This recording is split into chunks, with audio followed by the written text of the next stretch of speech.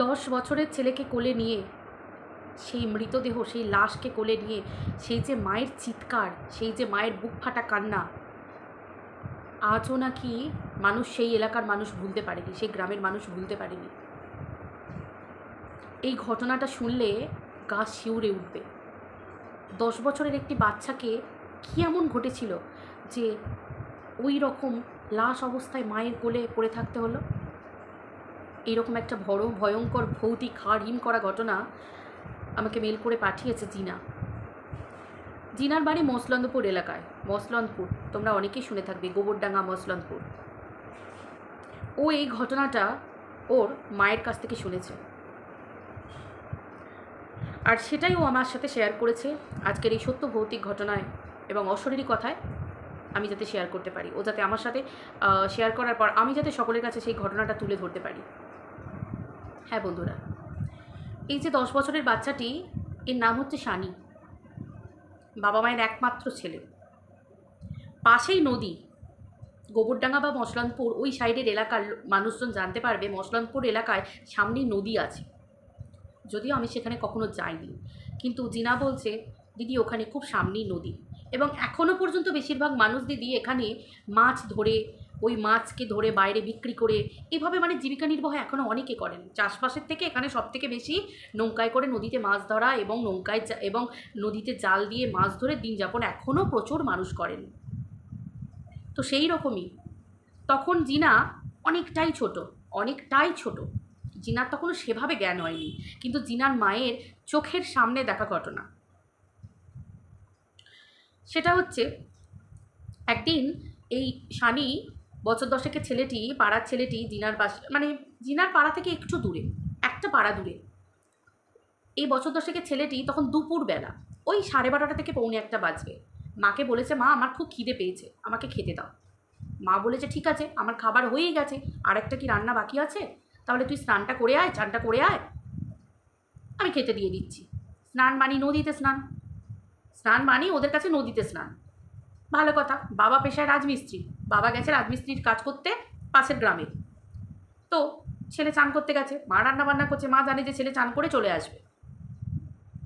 মা চান করতে যাবার প্রায় 40-45 মিনিট পেরিয়ে যায়, ছেলে আর আসে না।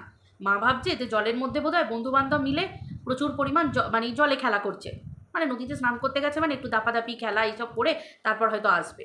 মা ভাবছে আমি আমার টুকিটাকি বাসন টাসন মাজা, কড়াই মাজা এইসবগুলো করে ঘরটর পরিষ্কার করে নিই, রান্নাঘর টান্নাঘর, তারপর আমি যাবো ছেলেকে দেখতে।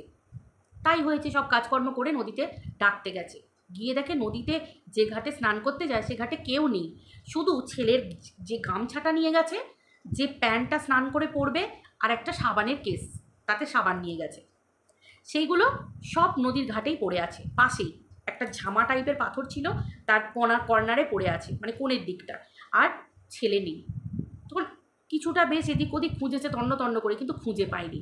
পরের ঘাটে কিছুটা দূরে একটা জেলে বা এরকম সাধারণ মানুষ কাউকে একটা দেখতে পেয়েছে তার মা জিজ্ঞাসা করেছে যে আমার ছেলেকে দেখেছো গো, সানিকে দেখেছো?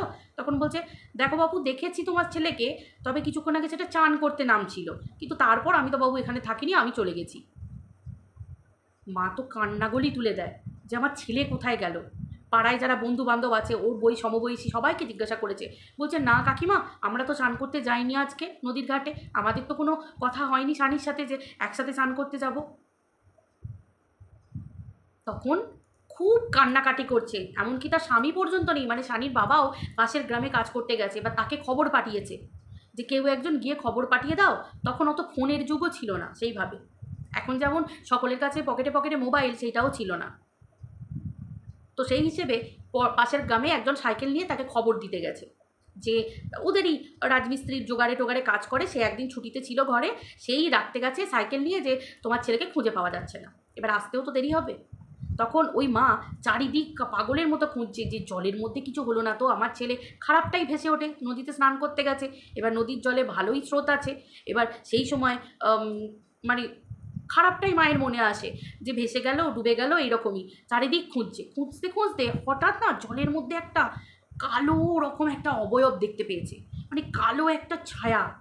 সে নাকি বলেছে তোর ছেলে আমার কাছে আছে, তোর ছেলে আমার কাছে আছে, তোর ছেলে আমার কাছে আছে। 3বার এক কথা বলেছে এবং একটা পোড়া গন্ধ, মানে সেই মুহূর্তে মানে আমার কথাটা শুনে গায়ে কাঁটা দিচ্ছে বন্ধুরা, মানে অবয়বটা কালো ছায়া একটা। এবং যখন বলছে কথাটা, ওর মা মানে শানির মা পুরো কালো পোড়া পোড়া গন্ধ, সেই মাংস পোড়া গন্ধ হলে যেমন হয়, কোনো চামড়া পোড়া, মাংস পোড়া, বা মানে এইরকম একটা আর কি, এরকম। মানে পরে বলেছে শানির মা যে কোনো মানুষকে দাহ করলে যেরকম একটা চামড়া পোড়া গন্ধ ছাড়ে, মানে মানুষ দাহ হচ্ছে একটা, মানে শ্মশান ঘাটে যদি আশেপাশে দাঁড়িয়ে থাকো এই গন্ধটা নাকি অনুভব করা যায়। যদিও আমি মানে আমি ভাবতে পারছি না এই গন্ধটা কোনো দিন কখনো, কিন্তু সেই মুহূর্তে ওই গন্ধটা পেয়েছে। এবং তারা তার মানে কাঁদতে কাঁদতে চারিদিক ঘুরে দেখে আর কেউ নেই, আর কেউ নেই। তারপরে মানে শানির বাবা আসে, শানির বাবা আসতে চারিদিক ছুটে বেড়ায়, চারিদিক খোঁজাখুঁজি করে বেড়ায়, কোথাও পায় না। এই ঘটনাটা বলার পর তো আরও সবাই চিন্তায় নেমে যায় যে কি। তখন অনেকে কেউ বলে শানির মাকে যে তোমার মনে হয় মাথা খারাপ হয়ে গেছে, তুমি ভুল বকছো, কেউ পাত্তা দেয়। আবার গ্রামের যারা মহিলা আছে তারা পাত্তা দেয়, তারা বলছে তোমার ছেলেকে মনে হয় কোনো আত্মা নিয়ে গেছে। স্বাভাবিক, গ্রামের দিকে যারা জানে। এবং যারা একটু পুরনো দিনের মানুষ তারা আবার বলছে যে এই আশেপাশে নদীর ধারে নাকি একটা মহিলার আত্মা আছে, সেই মহিলা নাকি মানে পুড়ে মারা গেছিলো এবং তার গর্ভাবস্থায় নাকি মানে সেই অবস্থায় মারা গেছিলো এবং সেই মহিলার গর্ভে নাকি সন্তান ছিল এবং সে বোধহয় ওরকমভাবে ওই সন্তানকে টেনে নিয়ে গেছে শানিকে। এবার মায়ের তো বিরাট চিন্তা হচ্ছে, কান্না গড়িয়ে উঠে গেছে পুরো একদম। শানির মা মাঝে মাঝে সেন্সলেস হয়ে যাচ্ছে। তখন সবাই একটা মানে গ্রামের দিকে যেমন হয় বড়রা বসে একটা সেই সালিশির মতো যেমন বসে না, সেরকম সবাই একটা একত্রে একটা সভা বসিয়েছে। তারপরে ঠিক করেছে যে কোনো একজন পাশাপাশি একজন তান্ত্রিক আছে নাম করা, তো মানে এই তান্ত্রিক তন্ত্রমন্ত্র ইয়ে করে মানুষের ইয়ে করে, অনেকেই জানতে পেরেছে যে চলো তার কাছে চলো, এরকম আর কি। মানে ওই ভূত প্রেত ছাড়ানো মানুষ যেমন আগেকার দিনে যেমন আরও বেশি বিশ্বাস ছিল, মানে এখন তো মানুষ বিশ্বাস করতে চায় না, কিছু কিছু মানুষ বিশ্বাস করে ভূত প্রেতে, পিশাচ এইসবে বিশ্বাস করে, কিন্তু তখন আরও মানুষ বিশ্বাস করতো সেই সময়টাতে। তো ডাক্তার বুদ্ধির কাছে যাবার আগে মানুষ আগে ওটা করতো। এখন যেমন ডাক্তার বুদ্ধির কাছে যায় এখন, তখন আগে ওই সমস্ত জায়গায় যেত, জল পোড়া, ভূত গা ঝাড়ানো এইসবের জন্য। তো যাই হোক গেছে, যাবার পর সেই তান্ত্রিক বলেছে যে তান্ত্রিকও জানতো এখানকারের মানে ওই ঘটনাটা, ওই রহস্যজনক যে ঘটনাটা, ওই আত্মার ঘটনাটা। তান্ত্রিক তখন বলেছে তোমার ছেলেকে এই আত্মাই নিয়ে গেছে। স্বাভাবিক মায়ের মন, মা বলেছে যে কোনো মূল্যে আমার সন্তানকে ফিরিয়ে দিন। তখন ওই তান্ত্রিক ওই বাবাকে বলেছে যে হতে পারে, কিন্তু ব্যাপারটা হচ্ছে এটাই, আমি চেষ্টা করে দেখতে পারি, আমি বলতে পারছি না, কথা দিতে পারছি না, কিন্তু আমি চেষ্টা করে দেখবো তোমার সন্তানকে ফিরিয়ে দেবার। তবে 2 দিন পর অমাবস্যা আসবে, অমাবস্যার রাতে তোমাকে একা, মানে ছেলের মাকে একাকে, ছেলের বাবা গেলে হবে না, ছেলের বাবাকে বলছে যে তোমাকে গেলে হবে না সঙ্গে, ওর মাকেই একা যেতে হবে, কারণ মা সন্তানের সঙ্গে আরেক মায়ের সাথে যুদ্ধ করে ছিনিয়ে আনবে। অতএব ওর মাকেই যেতে হবে ঠিক একেবারে দ্বীপ প্রহরে, অমাবস্যার দিন দ্বীপ প্রহরে আমি যে জিনিসটা দিচ্ছি সেই জিনিসটা নিয়ে যেতে হবে। কি একটা কালো মতো একটা কি দিয়েছিল হাতের মধ্যে কাগজে মোড়া, বলেছিল এটা নিয়ে গিয়ে নদীর জলে ফেলতে হবে যে ঘাটে তোমার ছেলে নিখোঁজ হয়েছে, স্নান করতে গেছিলো, যেখান থেকে ওই গামছা টামছা পেয়েছো ওই জায়গায় গিয়ে ফেলতে হবে। একা যেতে হবে, পিছু ফিরে দেখলে চলবে না, অনেক কিছু বাধা আসবে, সে বাধা পেরিয়ে তোমাকে যেতে হবে, এই সব বলেছে। এবার একদিন পর বললো দিদি 2য় দিন অমাবস্যা ছিল, তো সেই অমাবস্যার দিনকে রাত্রিবেলায় যথারীতি একা মা বেরিয়েছে, গা তো ছমছম করেই, অনেক বাধা।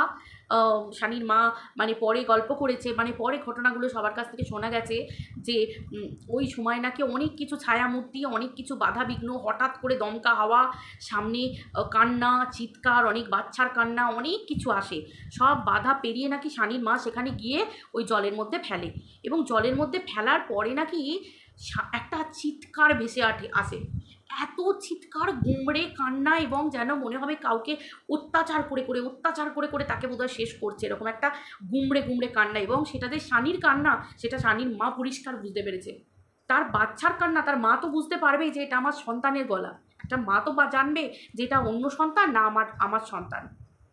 তখন শানির মা চলে যায়, হঠাৎ করে সব থেমে যায়, জলও মানে আর কোনো কান্নার আওয়াজ কিছু শুনতে পায়নি, হঠাৎ করে ওই যখন জলের মধ্যে ফেলছিল ওরকম কান্নার আওয়াজ শুনতে পায়, তারপর চলে যায়, পিছু ফিরে না দেখে চলে যায়, যা বলেছিল তান্ত্রিক চলে গেছে।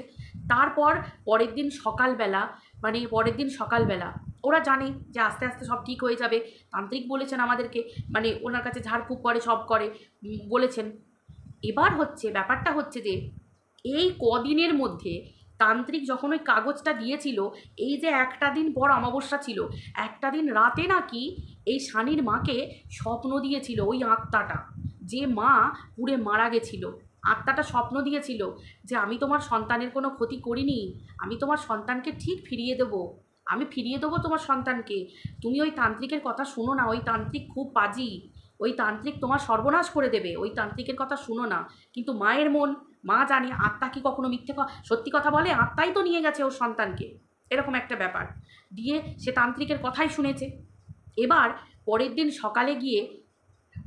সকালে যখন মানে রাতের দিকে ফিরে পড়েছে, রাতের দিকে ফিরে প্রচণ্ড পরিমাণ মানে প্রচণ্ড কান্নাকাটি এইসবের পর কোনো একটা সময় মায়ের চোখ লেগেছে, মানে ওই দাওয়াতে বসে কোনো একটা জায়গায় একটুখানি বোধহয় মাথায় হেলান দিয়ে একটু চোখ লেগেছে, সকালবেলা নাকি চিৎকারে ঘুম ভেঙেছে, মানে হঠাৎ করে আচমকা চোখটা চলে এসেছে, চোখ খুলে গেছে, ছুটে দৌড়ে গিয়ে দেখে নদীর ধারে শানির দেহটা পড়ে আছে, মানে রক্তাক্ত অবস্থায় কেউ যেন পেঁচিয়ে ঘাড় মুটকে মানে কেমনভাবে একটা রেখে দিয়েছে।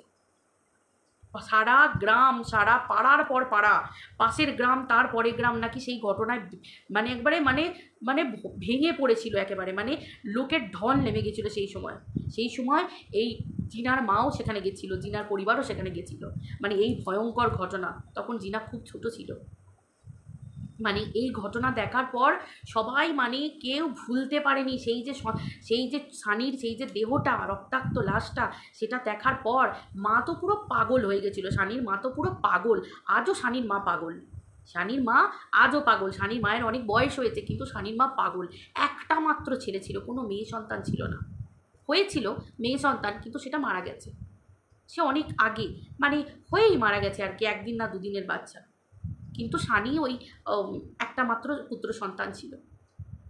চিন্তা করতে পারছো কি যায় মায়ের ওপর দিয়ে। পরে সবাই নাকি বলেছে ওই তান্ত্রিক কোথায় গেল, তান্ত্রিক যিনি থাকেন, যিনি ওই শ্মশানে বসে পুজো করেন, যিনি ওই কুটির, শ্মশানের কাছে একটা কুটির ছিল, সেই কুটিরে নাকি উনি ওখানে বসে ওই সবাইকে দেখতেন, জল পোড়া দিতেন, তারপরে এইসব করতেন, মানে আগেকার দিনে যে জিনিসগুলো হতো আর কি, পঞ্চমুণ্ডের আসনে বসে উনি সাধনা করতেন, মানুষ ওনাকে মান্যিগণ্যি করতো খুব, মানে সেই তান্ত্রিককে তারপর থেকে আর খুঁজে পাওয়া যায়নি। তখন সবাই বুঝতে পারে যে ওই যে রাতে, ওই যে একটা দিন সময় ছিল, যে রাতে তান্ত্রিকের কাছ থেকে ওই কাগজ এনেছিল, যে রাতে শানির সাথে ঘটনাটা ঘটে, যেদিন দুপুরবেলা, সেই দিন রাতে যেদিন তান্ত্রিকের কাছে যায়, ওই দিন রাতেও মা স্বপ্ন দেখেছিল, দুদিন স্বপ্নে এসেছিল ওই আত্মা, যে আমি তোমার ছেলের কোনো ক্ষতি করিনি, তোমার সন্তানকে দেখে আমার সন্তানের মতো মনে হয়েছে, কোনো ক্ষতি করিনি, হয়তো ও কোনোভাবে সন্তান চলে আসতো বা কোথায় ছিল, এটা একটা রহস্যই রয়ে গেল। সবার এটাই ধারণা যে তান্ত্রিকই কি তাহলে কোনোভাবে নিজের স্বার্থসিদ্ধি লাভ করার জন্য, নিজের সিদ্ধি লাভ করার জন্য কি ওই কাগজে যেটা দিয়েছিল শানির মাকে, সেটা কি তান্ত্রিকই ঘটনাটা করেছে, নাকি এই আত্মা কোনোভাবে মানে আত্মাকে বশ করতে গিয়ে তান্ত্রিক এটা করিয়েছিল বলে আত্মা রেগে গিয়ে হয়তো শানিকে এরকমভাবে করে গেছে, এটা আজও রহস্য রয়ে গেছে। তারপর থেকে ওই আত্মার কোনো কিছু শোনা যায়নি, কিন্তু হ্যাঁ, প্রতি অমাবস্যার রাতে নাকি যারা জেলেরা মাছ ধরতে যায় এবং এই সব মানে ওই রাতের বেলা নাকি শানিকে মাঝে মাঝে দেখতে পায়, এখনও নাকি একটা ছায়া দেখতে পায়, এখনও পর্যন্ত এটা নাকি ঘটনা যে একটা ছায়া দেখতে পায়, এবং ওই নাকি রাতের বেলা যারা জেলেরা যায় তারা নাকি শানিকেই দেখতে পায় এবং ওই রকমই একটা রক্তাক্ত অবস্থায় শানিকে দেখতে পায়। তো এই ঘটনাটা জিনা আমাকে কালকে মেল করেছে, কালকে আমাকে জানিয়েছে। তো জিনা যেভাবে আমাকে যতটুকু বলেছে আমি সবটুকুই তোমাদের সামনে তুলে ধরলাম। দেখো বন্ধুরা, অনেকেই হয়তো রহস্য করো, হাসো, অনেকেই হয়তো বলো যে ভূত প্রেত এগুলো এখনকার দিনে এগুলো হাসি খিল্লি তামাশা, ওই জন্য বললাম তর্কে মেলায় বস্তু বিশ্বাসে মেলায় বস্তু, তর্কে বহুদূর। তর্ক করতে গেলে ব্যাপার অনেক দূর যাবে, কিন্তু বিশ্বাস যদি করো, কারণ ঘটনা যার ওপর দিয়ে যায়, যে পরিবার ভোগ করে, যাদের ওপর দিয়ে ঘটে, তারাই এর মর্ম বোঝে। তাই এই ভূত প্রেত পিশাচ আত্মা অবশ্যই এগুলো আছে, সব কিছুর অস্তিত্ব আছে। আমি বলবো না ভূত হেঁটে বেড়াচ্ছে, ভূত চলে বেড়াচ্ছে, কখনোই না, কিন্তু কোনো আত্মা, তার যে অস্তিত্ব, একটা অতৃপ্ততা তার মধ্যে কাজ করছে সে, এবং এই যে তন্ত্র মন্ত্র অনেক কিছু আছে, যেগুলো আছে, আর যেগুলোর অপব্যবহার আজকালের যুগে বেশি হচ্ছে। কারণ এই তান্ত্রিক এবং তান্ত্রিকতার যে আসল যে ব্যবহার এবং যে যে মন্ত্র সিদ্ধ এই যে মানুষগুলো, এগুলো আজকাল মানুষ ব্যবসা খুলে বসেছেন। কেউ হয়তো ভুল মানে অ্যাবিউজ করছেন তার পাওয়ারকে, এই রকমের মানুষ ব্যস্ত। কিন্তু প্রকৃত মানুষকে খুঁজে এর মধ্যে যে সিদ্ধিলাভ, যে জ্ঞান, এই যে প্রকৃত অর্থ, এগুলো খুঁজে বার করাটা আজকাল খুব দায়। তাই প্রত্যেকের উদ্দেশ্যে এটাও কথা যে ভুল মানুষের ফাঁদে পড়ে নিজের জীবনকে অযথা নষ্ট করবেন না এবং পরিবারকে বিপদের মুখে ফেলে দেবেন না। তেমনি এটাও ঘটনা যে যদি প্রকৃত ঘটনা ঘটে তাহলে প্রকৃত অর্থে সত্যিকারের তান্ত্রিক এবং সত্যিকারের যারা সিদ্ধ পুরুষ তাদের খোঁজ করুন, তারপর সেখানে গিয়ে তাদের সাহায্য চান। কারণ এই রকম ঘটনা আশপাশ প্রচুর ঘটছে, আজকাল প্রচুর ঘটছে। প্ল্যানচেট করে যে আত্মাকে ডাকা, এগুলো মিথ্যে নয়। কিন্তু প্ল্যানচেটের নামে ভুয়োবাজিও অনেক জায়গায় চলে। কিন্তু প্রকৃত প্ল্যানচেট করার লোকেরও কিন্তু খুব অভাব, যারা প্রকৃত প্ল্যানচেট করে আজও আত্মাকে ডাকতে পারে। তো চলো বন্ধুরা, আজকের ঘটনাটা যদি ভালো লেগে থাকে অবশ্যই লাইক কমেন্ট করো, তোমরা শেয়ার করো, তোমরা বলো। আর যদি এরকম সত্যি ঘটনা তোমাদের কারোর জীবনে ঘটে থাকে এবং কেউ হয়তো তোমাদের সাথে শেয়ার করেছে, তোমরা জানো, তোমরা অবশ্যই আমার চ্যানেলের ডেসক্রিপশন বক্সে আমার মেল আইডি দেওয়া আছে, তোমরা সেখানে আমাকে কন্ট্যাক্ট করতে পারো, মেল করতে পারো। আমি অবশ্যই তোমাদের কাছ থেকে শোনা ঘটনা আমি অবশ্যই আমার চ্যানেলে তুলে ধরবো। তো চলো, সবাই খুব ভালো থেকো। আবার আরেকটা নতুন ঘটনার মাধ্যমে তোমাদের সাথে দেখা হচ্ছে পরের ভিডিওতে। টাটা, সবাই ভালো থেকো।